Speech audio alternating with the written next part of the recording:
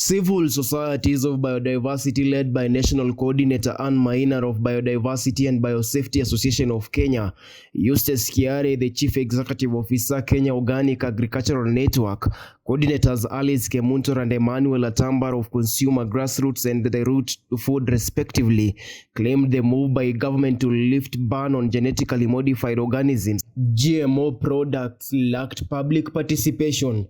The ban on GMOs was lifted following the cabinet dispatch on October 4, 2022, which communicated the cabinet's decision having been put in place through a cabinet memo on November 8, 2012, as a result of growing concerns over the safety of genetically modified food situation in the country. A call to respect and protect Kenya's food system, stop GMOs. We are greatly disappointed by the cabinet's decision to lift the ban on the cultivation and importation of genetically modified organisms into Kenya, which was put in place 10 years ago. Lobbyists call for the addressing of the socio-economic concerns, question the capacity by the National Biodiversity Authority of Kenya (NBA) to regulate GMOs, safety concerns and consumer preferences as entailed in the products, public deception and misinformation, and lack of involvement of general public to lift the ban on the GMO products in the country. We note that this decision comes when more than 4.2 million Kenyans are facing severe hunger and high food prices due to the ongoing drought, the effects of the Russia-Ukraine war, and the challenges we saw with the COVID-19 pandemic. More than 50% of the population are vulnerable to a less visible struggle, which is access to food, and mostly in the urban areas due to the country's hard economic situation, which is equally significant but mostly ignored. They demand for immediate reinstatement of the ban to ensure inclusive participatory process so as to look into long-term and sustainable solution to issues affecting food security and agricultural productivity in the country. It's really in bad taste. The government has just been sworn in barely a month ago.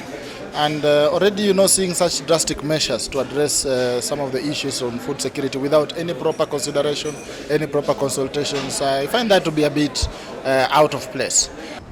The lifting of the ban on GMOs and allowing import of GMOs will open markets for US farmers who are highly subsidized, who use sophisticated technologies to compete with our maize farmers.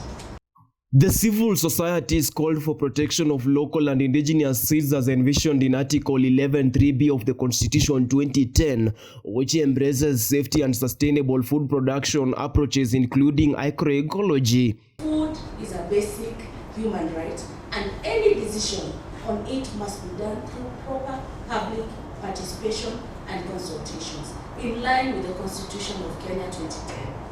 The team urged the government in partnership with CSOs, consumer and farmer organizations to roll out public awareness campaigns to inform the public about the pros and cons associated with the GM food and seek their consent before allowing them on Kenyans' plates.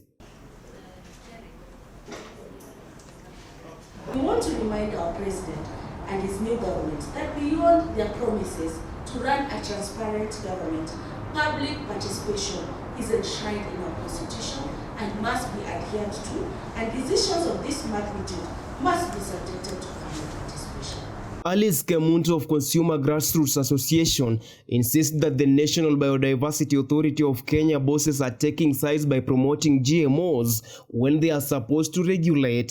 That the BT maize is early maturing.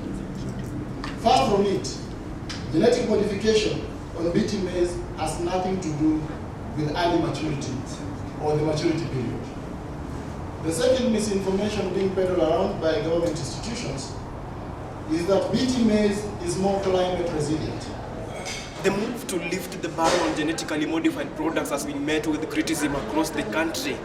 Lobbyists come calling on the national government to reinstate the ban, insisting of less public participation and impacts related to the products across customers in the country. Stanley Lugari, the Informer, uncovering the truth.